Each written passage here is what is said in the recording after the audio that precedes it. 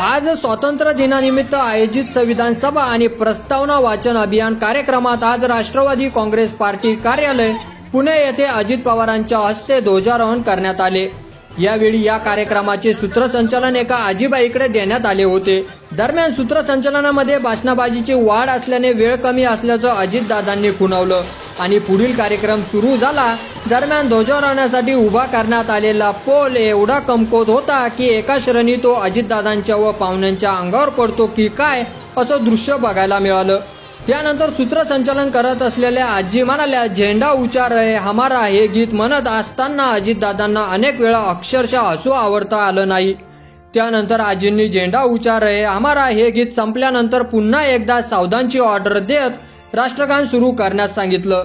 तेव्हा देखील अजित पवारांना हसू लपवता आलं नाही आणि राष्ट्रगीत संपल्यानंतर तर बाजूला उभा असलेल्या रुपालीताई चाकणकर आणि अजितदादा दोघेही अक्षरशः आजीकडे बघून खळखळून हसले आणि त्यानंतर प्रस्तावना वाचन पार पडलं आणि अशा प्रकारे आज स्वातंत्र्य दिनानिमित्त अजित पवार यांच्या उपस्थितीत ही मनोरंजक अशी घटना घडलेली आहे की यावर तुम्हाला काय वाटतं ते आपल्या कमेंट बॉक्स मध्ये लिहायला अजिबात विसरू नका आणि व्हिडिओ जर आवडला असेल तर जास्तीत जास्त शेअर करा।